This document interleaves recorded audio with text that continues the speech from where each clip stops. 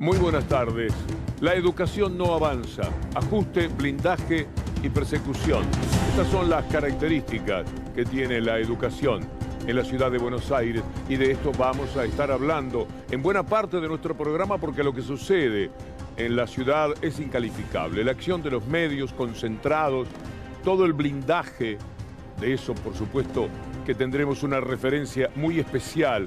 La mortificación en los hogares de los chicos que han tomado las escuelas porque sencillamente no pueden más.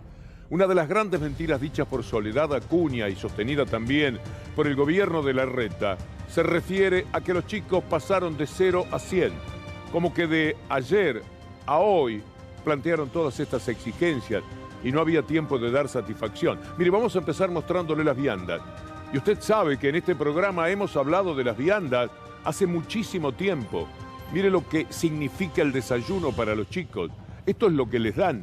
Esto es la forma de tratar a quienes van muchísimas veces con necesidades de un poco más, ¿no?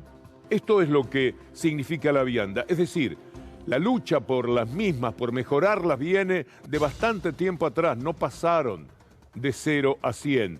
Pasaron de 60, 70, 80, 90 y colmaron la paciencia de los chicos y de los padres que saben lo que ellos padecen. Mire lo que ha sucedido con lo que invierten, que también es una demostración del desprecio que tienen por la salud de los chicos.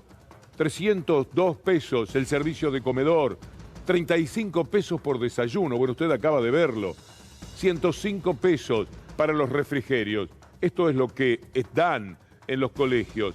Da mucha pena. Y después los preparan para ser serviles del poder que ellos representan, para que vayan a trabajar a las grandes empresas, a barrer, a limpiar. Mire lo que son las quejas referidas a esto. También tienen mucho para decir los chicos sobre lo que es el plan del gobierno de entregar más trabajadores, porque en el fondo piensan que determinado tipo de clases sociales solamente pueden ocuparse de prestar servicios y nunca soñar con carreras importantes. Por favor, pongámoslo, porque me parece que es uno de los datos decisivos a considerar sobre lo que piensan de la educación en la ciudad de Buenos Aires. Ahí está, pasantías en colegios porteños, lavar platos, servir café y preparar sándwiches. Vamos a escuchar a una de las alumnas contando lo que son las pasantías de Larreta al servicio del poder que él representa.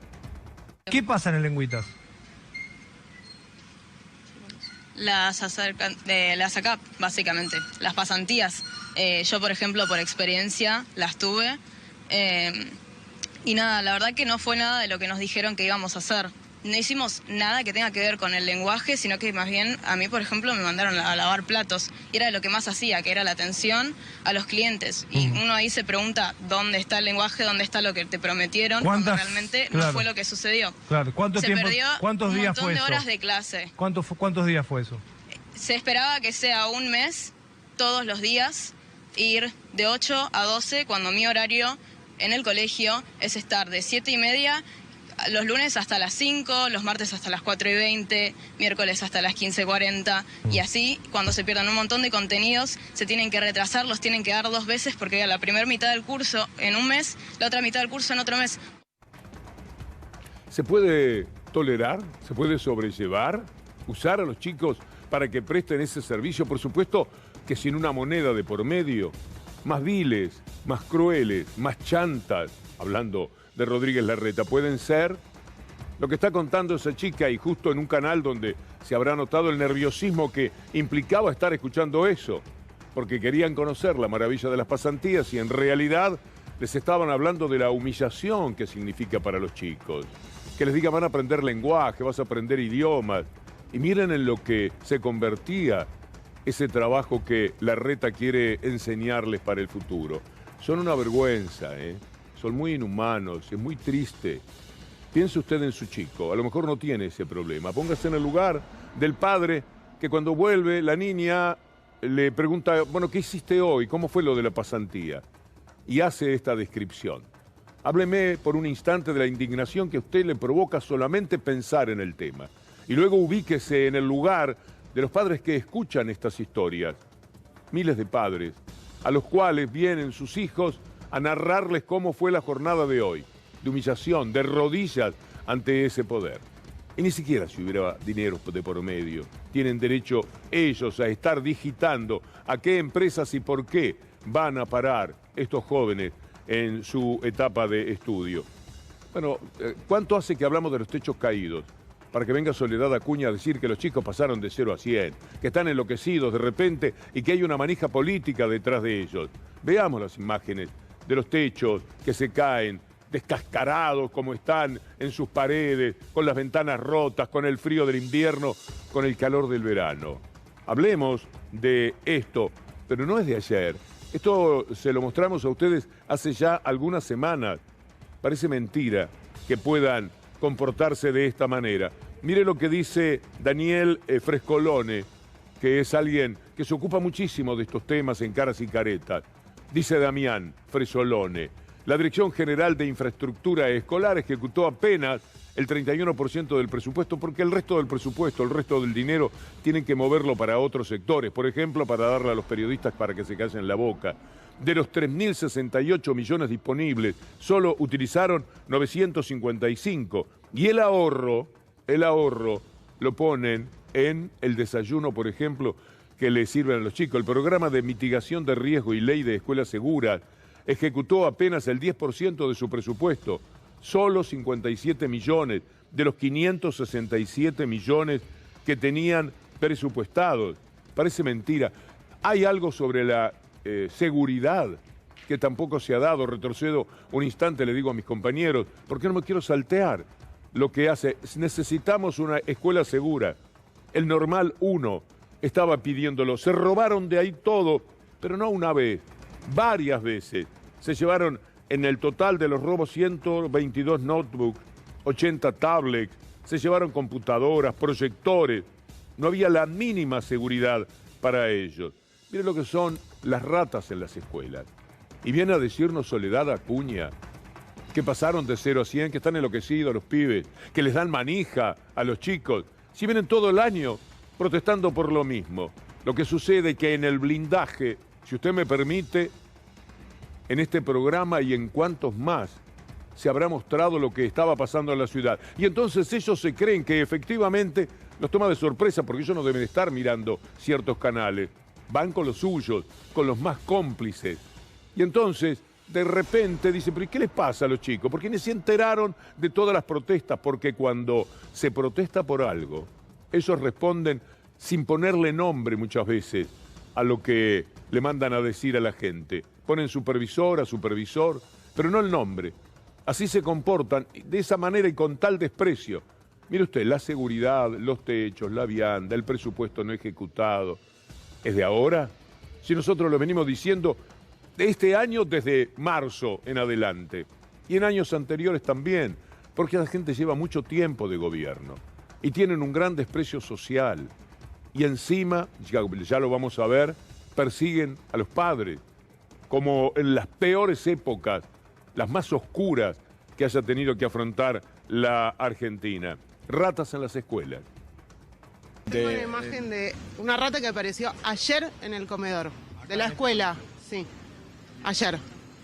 La verdad que estamos hace un mes con el tema de las ratas. No es solamente una rata, o sea, se encontró esta y hay varias caquitas que ya también se encontraron en el lugar y lo de ayer fue como ya lo que podemos aguantar. Pero como también decía Dolores, no sabemos ya qué más hacer, porque se escribió, se llamó, se hizo todo lo que se tenía que hacer y teóricamente un responsable iba a venir temprano al colegio. O sea, los chicos ya entraron y no vemos ninguna cuadrilla, no vemos ningún responsable, no vemos a nadie. Entonces, ¿qué tenemos que hacer? No se puede así. Me parece que cuando los vamos a escuchar ahora, ellos hablan de la educación y de defenderla, nos están tomando el pelo. Pero nosotros nos ocupamos cuando es noticia, cuando hay algo para señalar al respecto, cuando tomamos conocimiento de algún hecho. Pero ellos lo padecen todos los días. La rata, el techo que se les cae, la vivienda que no alcanza, la falta de infraestructura, que les roban las notas, les pasa de todo, pero durante todo el año. La mayor mentira, la mendacidad más absoluta que dicen el jefe de gobierno y y su ministra de Cultura tiene que ver con que los pibes son unos acelerados, que se volvieron locos de repente. Hace mucho tiempo que vienen protestando por lo mismo y sufriendo por todo esto. Aunque de todas las ignominias, mire, tiene la rata, tiene el techo que se les cae, etcétera, etcétera. A mí la que más me duele, la que más me indigna, es pensar que venga un hijo y nos cuente cuál fue la pasantía que Rodríguez Larreta le dio, para que se vayan haciendo hombres y señoritas, para que aprendan del trabajo. Es una cosa demencial el comportamiento. Y encima hay que escucharlos decir cosas como esta. Los chicos tienen que estar en el aula, no podemos perder ni un solo día. Cada día cuenta. Recuperamos este día de clase porque nosotros estamos acá para hacer, mucho más que para discursear, que para hablar. Recibimos unos manuales que están circulando, que tienen discursos para que los chicos repitan y todas las instrucciones sobre cómo tomar una escuela, que están siendo fogoneados, repartidos por el kirchnerismo a través de su sindicato UTE. Se permiten todo. La educación no avanza. Ahí teníamos la mentira de los manuales. Si una persona va a decir eso, cuando lo van a reportear, tiene que tener el manual al lado. Es una cosa elemental. Hablan de manuales para darle un origen, un tinte político, para desvirtuar la lucha de los chicos. Por supuesto, y enhorabuena, que los chicos tienen puntos de vista de política y que normalmente son de los chicos que quieren cambiar un poco el mundo. Por suerte, no todos salen para el lado de la derecha por esa cuestión de pertenencia que se va decretando. Por suerte. Bueno, lo importante es lo que resuelven como estudiantes en su ámbito, porque todos deben tener alguna idea relativamente afín, pero hay muchos matices en las izquierdas a los que ellos le atribuyen la fuente de esta reacción de los chicos que no pueden más, que no aguantan más. Después viene la persecución. Ahora, usted que recibió a su chico y le cuenta qué fue lo que hizo en la pasantía, cómo fue su día, piense que además a ese chico y a usted le pueden golpear la puerta y pasarle una factura porque su chico ha tomado una escuela. Mire lo que pasó anoche. Esto es muy, pero muy grave. Esto se corresponde con la etapa más oscura que hemos tenido en la vida de la República Argentina. Se compadece exactamente con lo mismo. La noche, la visita, no pueden hacerlo de día, por lo menos. La noche asusta. Un policía al que hay que abrirle la puerta, que viene a entregar algo, es una molestia. Hay algo que se conmueve en la persona. Es muy triste que lo hagan. Y si no, salgamos de los hogares, vayamos a la policía en los colegios, en la puerta de los colegios, donde también están allí para amedrentar, para hacerse sentir. Está la policía brava de Rodríguez Larreta, una policía muy, pero muy especial. La tenemos en la puerta de los colegios. Ahí están. Esta policía, especialista en poner vallas donde Rodríguez Larreta quiere un gesto político que a él le sirva. Y entonces para eso sí están la policía. No para defender a la gente, sino para amedrentar a los chicos y amedrentar a los padres. Y también para poner las vallas cuando políticamente les convenía. ¿Se acuerda de estas imágenes? Ahí están colocando las vallas y enfrentando a la gente. Después también son muy hábiles para dejar zonas liberadas para los violentos. A ver si reconoce estas imágenes.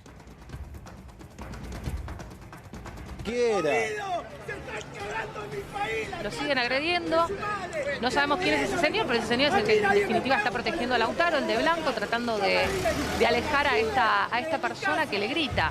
Yo insisto, no puedo entender cómo no hay policía cerca tuyo, Lauti. Están viendo que te están atacando, que te están insultando, que te están tocando el micrófono, que te están tocando a vos, y no hay nadie que te esté custodiando. Mirá, me parece una locura, me parece inadmisible. Parate vos al lado de un efectivo policial, a ver si te puede proteger un poco, porque te está ignorando por completo. Si hay alguno, pedile por favor que suelte su celular y que cumplan su trabajo. ¿Qué tal? ¿Les molesta si me quedo al lado de ustedes cuando me quieren pegar?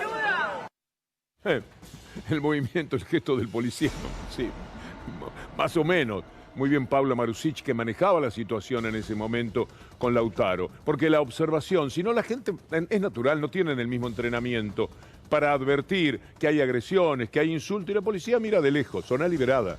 Zona liberada, esto es lo que normalmente hacen. Eso sí, a la casa de padres, cuyos hijos han participado en la toma del colegio van a pasar una factura, a hacer sentir la presión mafiosa, oscura, dictatorial del gobierno de la ciudad de Buenos Aires, que después de 15 años llega a esta situación. Sacá las ratas, dale seguridad a las escuelas, dale un desayuno como la gente a los pibes, tratalo, ni te pido como al tuyo, pero más o menos a mitad de camino entre esa miseria que le das. Estoy tuteando a alguien, a un jerarca, me lo imagino, entre lo modesto de ese desayuno y el que le servís a tus hijos a mitad de camino, aunque sea. Y no vengas a decir que los chicos se vuelven locos de repente y te vayas a las casas de los padres y generes una situación como esta que afrontó una conocida actriz y amiga a la que le mando saludo y solidaridad, Marina Gleger. Micaela Lipson, por ejemplo, madre de Lengüitas, recibió una vecina a la policía que fue a notificarla de la contravención por la toma de su hijo, sí. y que al no estar, la policía volvió esta mañana nuevamente a la casa de Micaela para notificarla de la contravención. Lo que sé también es que en algunas escuelas, porque hay 26 escuelas tomadas en este momento, la policía se acerca a determinados pibes y pibas que están saliendo y entrando de las tomas para decirles que van a meter presos a sus papás. El vicerrector del Mariano Acosta es un hombre que merece respeto. Miren ustedes lo que dice. Un equipo directivo que sabe que tiene espaldas suficientemente grandes para que cuando toquen a un solo padre, a un solo estudiante, a un solo docente, vamos a salir a luchar y no lo vamos a permitir. Bueno, frente a esto, la acción persecutoria también de los medios de comunicación. Toda la derecha jugando. No tienen un minuto de paz. Todo es odio, la constancia enorme para llevarse todo por delante, para ponernos ahí, en el vacío, en el límite, siempre igual, y de vez en cuando empujarlos. Es muy triste. Miren ustedes lo que es el tratamiento que se da por políticos y medios de la situación de la toma de escuelas. Es una toma política y mucho menos se puede pedir el diálogo mientras tomás una escuela. Y hay una responsabilidad penal que el gobierno de la ciudad dejó muy clara de los adultos, de los padres de los chicos que permiten que sus hijos pernocten sin saber qué otros adultos hay presentes, siendo menores en una escuela.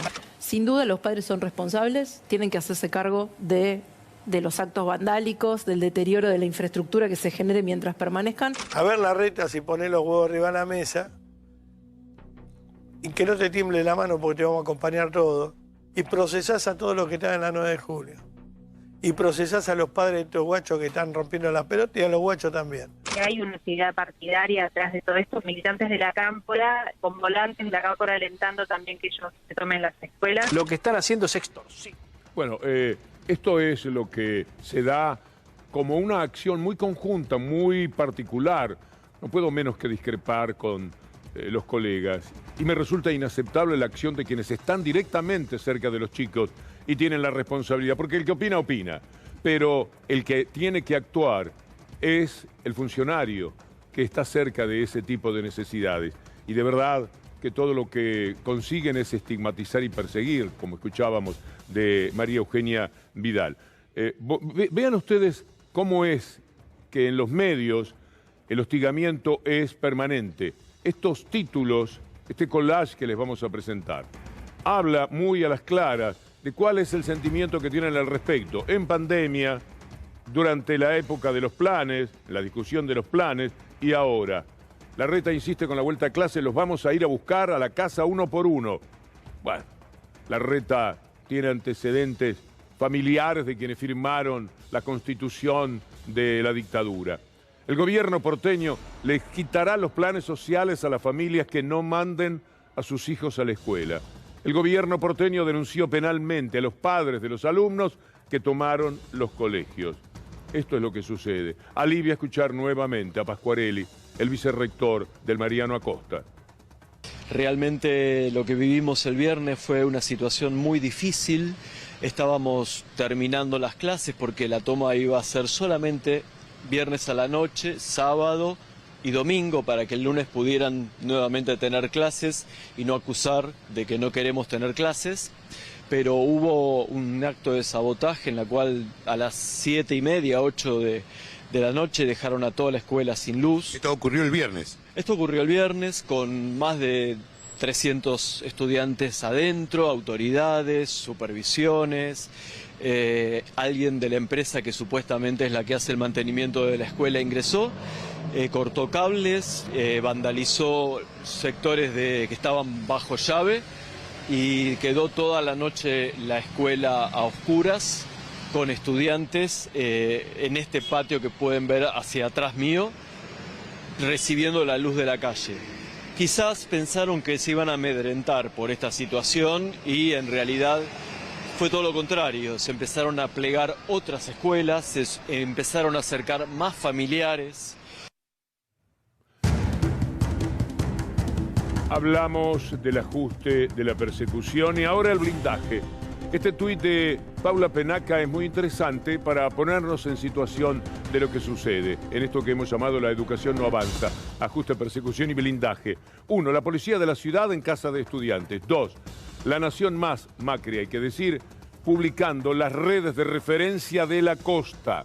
Siempre ese accionar bien mafioso.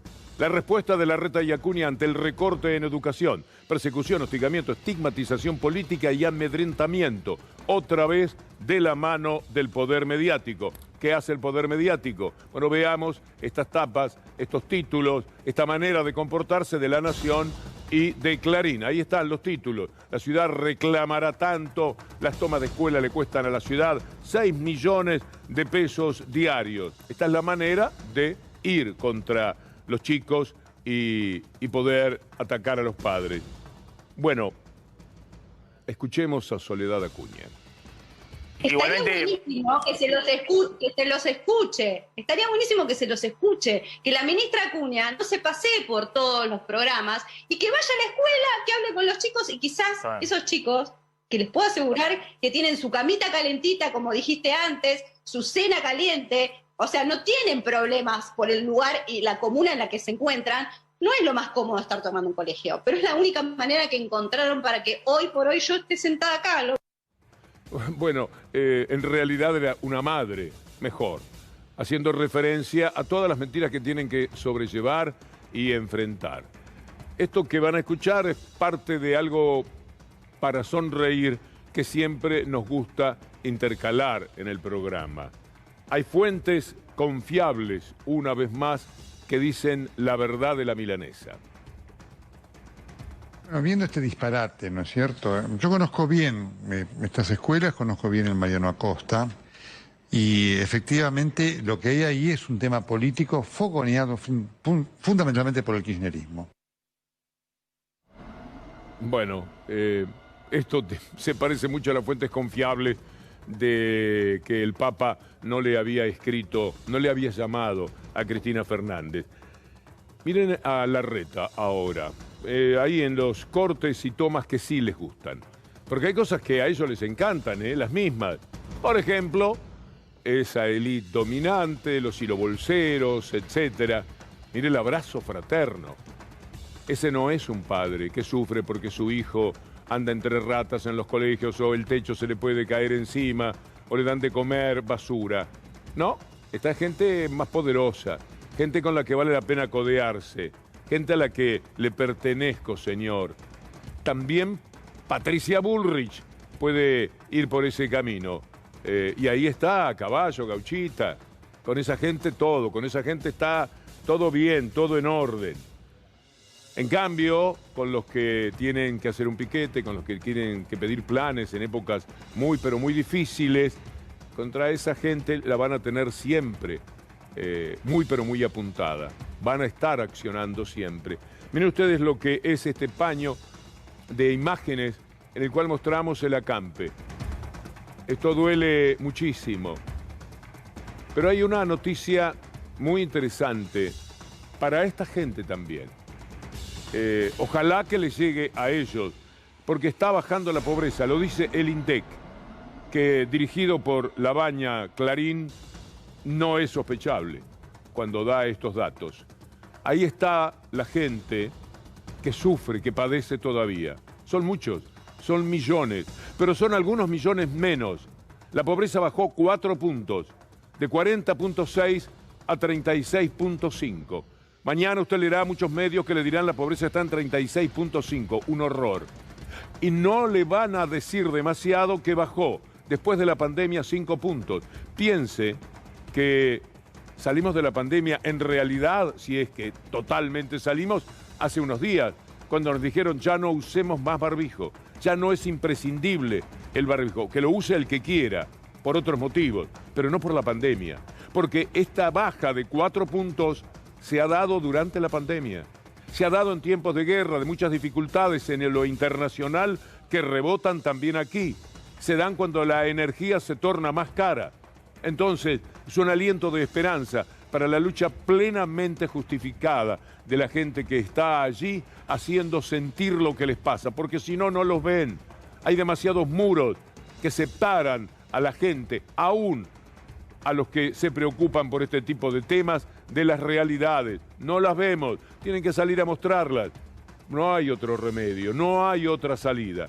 Pero la noticia es buena y me parece que tenemos algo importante que ha sucedido en estos minutos. ¿Lo presentamos así?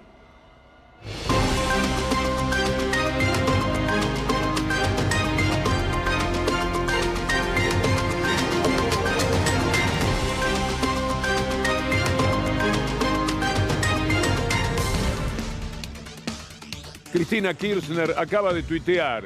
El INDEC publica hoy datos sobre el descenso de la pobreza del 37,3 al 36,5 en el primer semestre del 2022. Sin embargo, en el mismo periodo, la indigencia aumentó del 8,2 al 8,8. Esto evidencia el impacto del fuerte aumento de los precios de los alimentos. Segundo tuit. Está más claro que estamos ante un fenómeno de inflación por oferta y no por demanda. Las empresas alimentarias han aumentado muy fuerte sus márgenes de rentabilidad. Teléfono para Molinos Río de la Plata, para Arcor, para todo lo que corresponda. Tercer tuit de Cristina Kirchner. El Ministerio de Economía ha trabajado duro en todas las áreas de su competencia, pero es necesaria una política de intervención más precisa y efectiva en el sector. Sí, basta de pedirle. Alguna vez tendrá que ordenar el poder político, ¿no? Y al mismo tiempo hay que diseñar un instrumento que refuerce la seguridad alimentaria en materia de indigencia. La buena es que baja la pobreza, la mala es que aumenta la indigencia. La realidad es que eso tiene que ver con la animalada de empresas que han ganado según el CEPA de Julia Estrada, han ganado entre 2016 y 2021, han ganado 50.000 millones, han vendido por 50.000 millones, han ganado el 10% en dólares. Una verdadera salvajada, que es la que determina lo que tuitea Cristina Fernández de Kirchner, el aumento de la indigencia.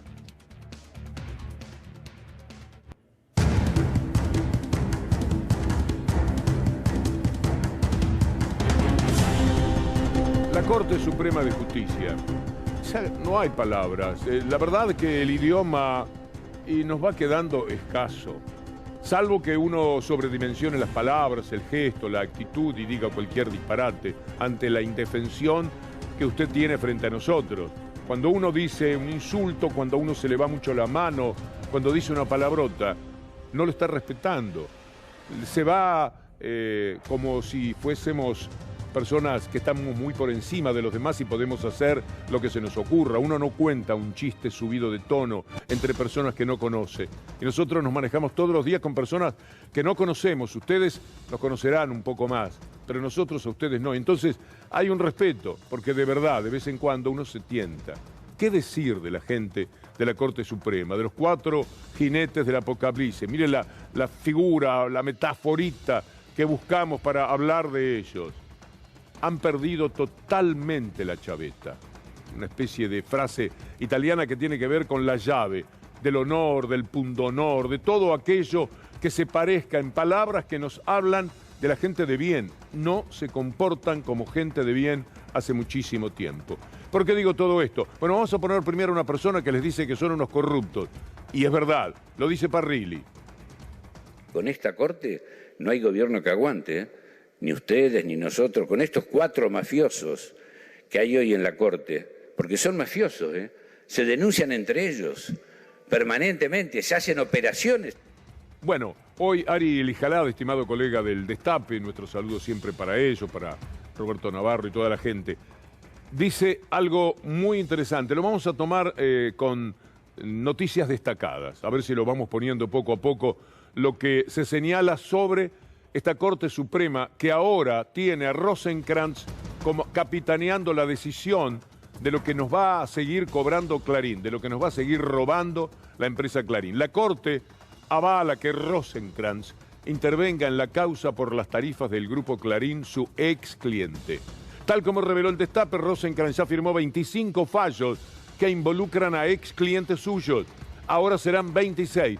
Y el nuevo no es otro que el Grupo Clarín. El objetivo es evidente, garantizar las ganancias extraordinarias de Telecom y Cablevisión Holding, firmas con las que controlan Cablevisión, Fibertel y Personal. El eje de sus negocios en los últimos 3 años ya repartieron 400 millones de dólares, Manieto y el resto de los ladrones, agrego yo. Otro más de los datos que hay que tener en cuenta. El expediente no se movió hasta ayer, como tantas veces denunció Gustavo López desde ENACOM. Los cortesanos rechazaron un planteo que hizo el gobierno el 4 de noviembre del 2021, hace casi un año. ¿Qué pedía el gobierno? Que Rosenkrantz se excuse de intervenir en este caso, porque es una vergüenza, porque fue abogado de Clarín. Según el propio Rosenkrantz informó, se vanagloriaba de eso antes de soñar que Pepín Rodríguez Simón y Manieto lo pusieran en la Corte. Ahora la Corte rechazó ese planteo para beneficiar al Grupo Clarín. ¿Y qué más tenemos que decir de esta Corte de bochorno? Bueno, vamos a poner en pantalla a los hombres, al que maneja todo y al que a nombre de él va a manejar en la Corte Suprema de Justicia. Porque esto es un escándalo, algo de proporciones inimaginables. Y ya verán por qué, porque todavía no hemos avanzado hacia lo mejor. Pongamos la fotografía de los personajes, por favor, para hablar de Rosenkrantz y Manieto. Carlos Rosenkrantz ahora podrá favorecer al Grupo Clarín. Su ex, en realidad será su ex cliente, en la causa donde se dirime si pueden cobrar lo que quieran en las tarifas de Internet, cable y telefonía. Lo avalaron Rosati, Maqueda y Lorenzetti. Es ilegal. Rosenkrantz fue abogado del holding que comanda Héctor Manieto, por lo que no puede involucrarse. Pero la Corte Suprema eligió una vez más que el diario Clarín, con el diario Clarín sobre sus escritorios y la Constitución en un cajón. Esto es muy pero muy grave. Cristina Fernández de Kirchner lo decía, y no estamos llegando a lo más importante de este tramo del programa. Estos graves hechos reseñados pueden parecer ajenos a los problemas cotidianos de los argentinos. Sin embargo, a poco que se mire, se advierte que no es así. Se trata de la misma Corte, de los 4, y el mismo Poder Judicial que le hicieron ganar multimillonarias sumas en dólares a grandes empresas de telecomunicaciones, al permitirle aumentar escandalosamente los precios de la telefonía celular y de Internet, suspendiendo la vigencia del decreto 690 que declaraba servicio público a tales actividades. Por eso hay que hacer un periodismo que ambiente, que cualquier loco, al que después llaman loquito suelto, vaya e intente matarla. O tener los jueces que la pueden mandar presa.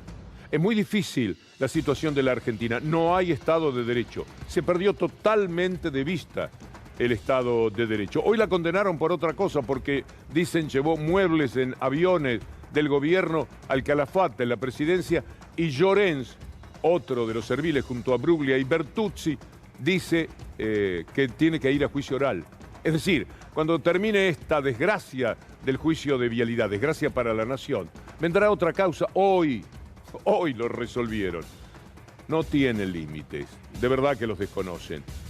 Alberto Fernández, el 1 de marzo, hablaba de estos temas referidos a la impudicia de la Corte Suprema, de los integrantes de la misma, y la relación con los grupos dominantes. No sé si en aquel momento decía la palabra Clarín, pero si no la dice, se lo digo, es a lo que se está refiriendo cuando hablaba aquel 1 de marzo.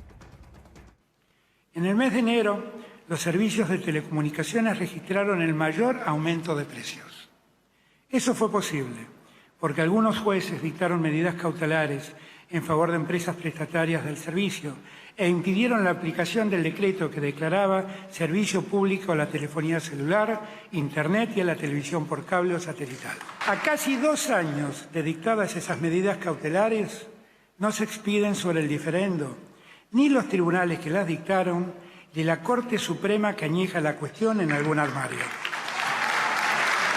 Esto que acabo de describir, no es otra cosa que un acto de complicidad judicial con el poder económico real.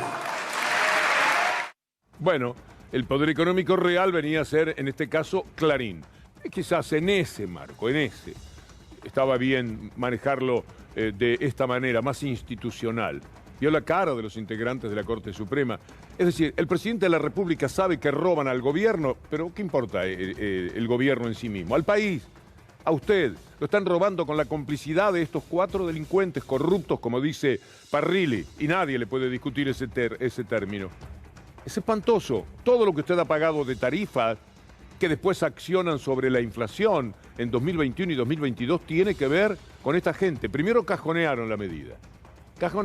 No se estudiaba. Y Clarín seguía cobrándonos, Manieto seguía plin caja, 400 millones de dólares de un lado, 500 millones de dólares del otro. Una repartija en medio del drama económico que vive la inmensa mayoría de la gente, cuando podemos celebrar que bajó 4 puntos la pobreza, pero están 36. Pero la indigencia al mismo tiempo sube, aunque sea 2 décimas, porque los socios de ellos, a los que ellos protegen y defienden para poder protegerse a sí mismos, cobran cualquier cosa por los alimentos. Es difícil sobrellevarlo, pero por lo menos es necesario denunciarlo. Ahora, si el presidente lo sabe, si la vicepresidenta lo denuncia, y si no debe haber una sola persona en el gobierno que no sepa esto, ¿por qué esto perdura? Y mire de qué manera. Ahora estamos llegando al meollo de la cuestión. Martín Soria fue hoy al Caracú y publicó este tuit, el ministro de Justicia. La Corte Suprema habilitó que el ex empleado de Clarín, Rosenkrantz, decida si los argentinos tenemos derecho a un servicio de Internet de calidad y a precio justo, como estableció Alberto Fernández. Esta Corte Suprema no solo tiene doble vara para aplicar la ley, también está de los 2 lados del mostrador. Y al lado pone esa fotografía, en el caso de Clarín, me excusaré. Para que usted vea el perfil moral y ético de esta persona. Para que usted en pocas palabras pueda evaluar. Hoy la Corte Suprema de Justicia avaló que él pueda votar para favorecer a Clarín. Así sencillamente. El que había dicho que no, y vamos a mostrárselo, el que estuvo afuera de 85 causas hasta octubre del año pasado diciendo no, yo ahí trabajó con todas las corporaciones, es un hombre pleno del sistema, él y su estudio estuvieron siempre, le juntaron la cabeza a todas las empresas, 85 veces se quedó sin participar porque es un delicado, porque no importaba a los grandes sectores del poder. En octubre del año pasado dijo, bueno, está lo de Clarín ahora, porque apareció lo de Clarín por las cautelares, y dijo, bueno, ahora sí voy a tener que votar porque el patrón del mal, parece el título de una serie, el verdadero patrón del mal de la Argentina no me va a perdonar si no voto. ¿Para qué me pagó tanto y tanto? ¿Para qué estuve defendiéndolo en la ley de medios? Por lo tanto, ahí tengo que votar. Voy a pedir permiso. Los demás integrantes de la Corte, tan canallitas como Rosenkrantz, sabiendo cuál es la jugada, votan que Rosenkrantz pueda votar. Ahora lo mejor del día. Escúchelo a Rosenkrantz prometer en el Senado de la Nación, después de Pepín y Manieto designándolos y Macri firmándolo, escúchelo decir que si hubiese un caso referido a Clarín, él no votaría, a diferencia de lo que ahora pide permiso para votar. Y se lo dan. Escúchelo. Caso Clarín, me excusaré porque creo que hay razones de decoro que... En el caso Clarín, me excusaré porque creo que hay razones de decoro que así lo indican, aun cuando no dudo en modo alguno de la imparcialidad con la que puedo analizar los casos que se traigan por ante los estrados del tribunal. Pero me excusaré, porque es el gesto que corresponde. Estaba prometiendo eso a los senadores que después lo votaban por todo lo que sucedía en 2016, cuando el poder real, como debe hacerse cuando se toma el poder político, lo hacía valer. A diferencia de lo que nos ha pasado en todos estos años, en lo que no sacamos ni un empate. Jugamos en todas las canchas, todos los temas, y siempre 3-0, 4-0, 5-0. Es muy doloroso, pero esto es lo que sucede. Esa es la Corte Suprema, que por supuesto Clarín, Nación, están defendiendo. No la amplíen, por favor.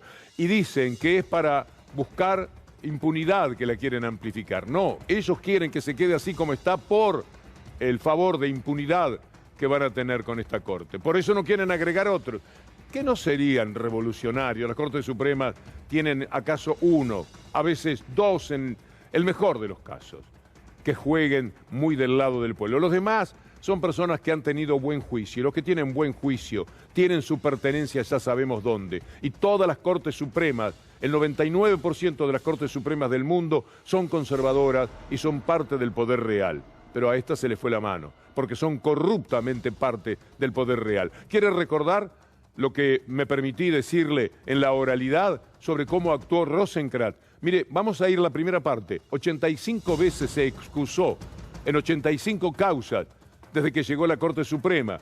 Debió apartarse en casos así porque había sido abogado de alguna de las partes. Vaya si ha sido abogado de Clarín. Pero ¿qué pasó después? Eso fue en octubre del 2020. ¿Qué ocurre en el 2021? Vayamos a la otra parte de la información. El juez Rosenkrantz dejará de apartarse en las causas ligadas a clientes del estudio jurídico que integró, porque ahora se venía la causa referida a Clarín. Pongámoslo otra vez a Rosenkrantz, hablando del punto honor de un juez. ¿Está ahí en el Senado? Sí. Me excusaré porque creo que hay razones de decoro que... En el caso Clarín, me excusaré porque creo que hay razones de decoro que así lo indican, aun cuando no dudo en modo alguno de la imparcialidad con la que puedo analizar los casos que se traigan por ante los estrados del tribunal. Para terminar, para que usted vea que las hacen todas, si uno revisa cualquier semana, desde los diarios, desde los medios, desde los canales, desde los conductores, desde los políticos, desde donde sea, ellos hacen sentir el poder. Y con mucha gente que les dice amén. Gente que además a veces me sorprende, porque tiene un origen diferente. Que ellos entre ellos se apañen y se comporten como lo hacen, pero que desde los medios nosotros estemos acompañándolos, sirviéndoles, a veces duele demasiado. Para despedir este tramo del programa, vea lo que le informé. Llorens, el juez que jugó al fútbol en el equipo de Macri, dice C5N en sus redes, pidió juicio político y cárcel para Cristina Kirchner. Usted dirá, pero ya lo pidieron. Si ya lo... No, esta es otra causa. Investigan el traslado de muebles con aviones oficiales al sur del país cuando era presidenta. Estaba muerta, la reubicaron como una especie de reaseguro y sobre todo tener un poco de publicidad muy fuerte después de todo lo que sucedió en el juicio y de todo lo que se supo de la manera en que refutó las acusaciones en la causa vialidad. Vamos a hacer una pausa y al volver un adelanto con muchas cosas interesantes para ver de todo lo que hará C5N con los grandes programas que preparamos para el fin de semana desde Brasil por las elecciones. Enseguida volvemos.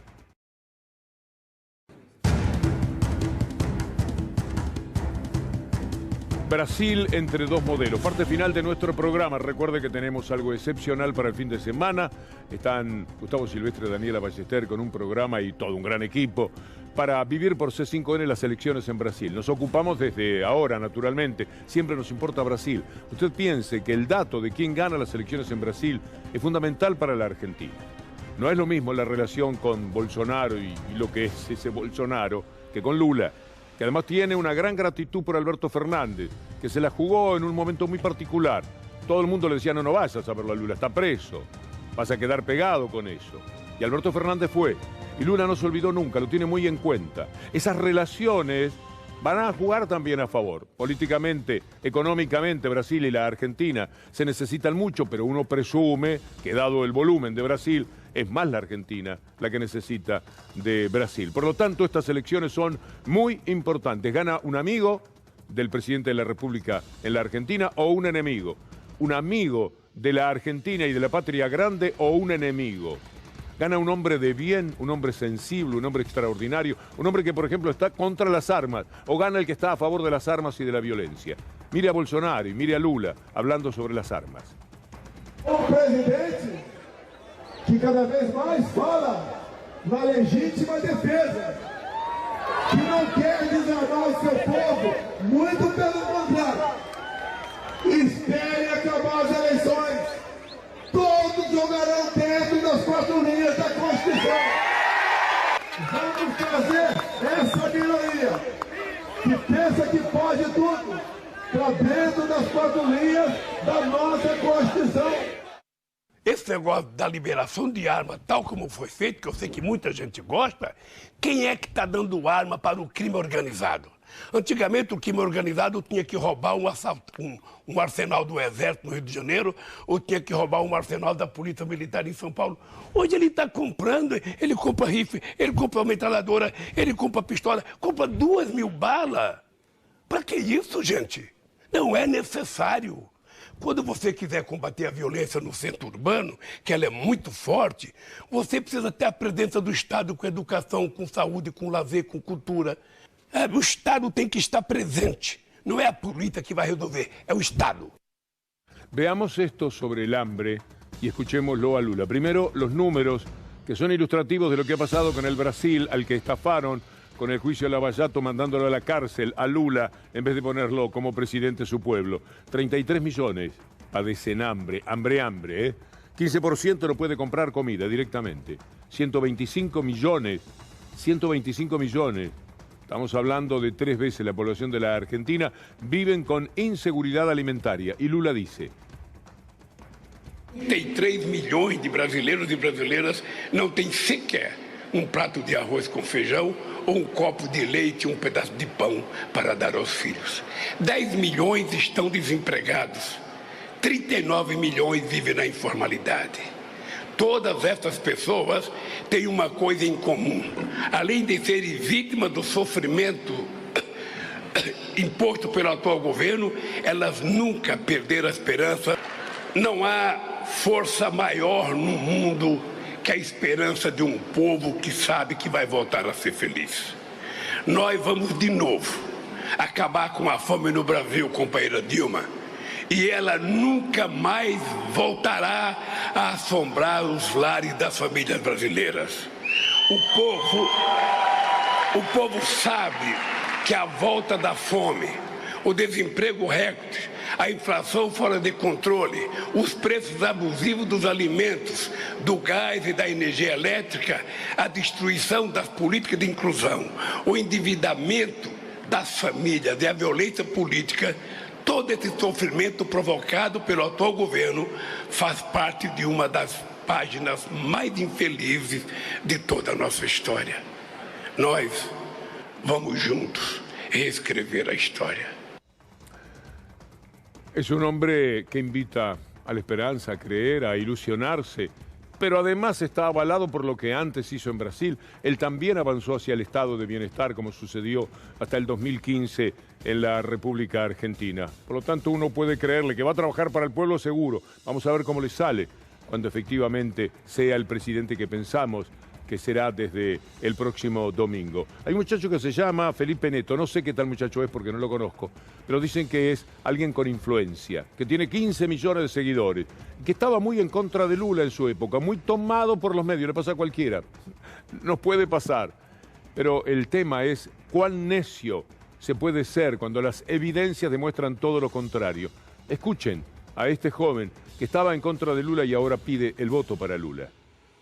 Muita gente me pergunta isso. Cara, por que você vai votar no Lula se ele roubou tanto? Porque eu pensava a mesma coisa. Eu falava, mano, isso é um bandido, isso é um ladrão, isso roubou o Brasil inteiro, botou um monte de dinheiro no bolso. Agora eu pergunto pra você que acreditou nessa narrativa, cadê o dinheiro do Lula? Essa é a primeira pergunta que tem que ser feita. Porque quando começaram as investigações da Lava Jato, eles tinham certeza que eles iam achar posses do Lula. Se tiver uma investigação do nível que a Lava Jato tentou ser. Não acharam um real. Um mísero real. Não acharam nada. Tanto que inventaram um triplex que ele seria dono e condenaram ele pelo triplex em um dos processos mais escandalosos que já existiram na história dessa república. Enquanto isso, o clã Bolsonaro tem mais de 100 imóveis comprados nessas últimas 3 décadas e 51 deles comprados com dinheiro vivo.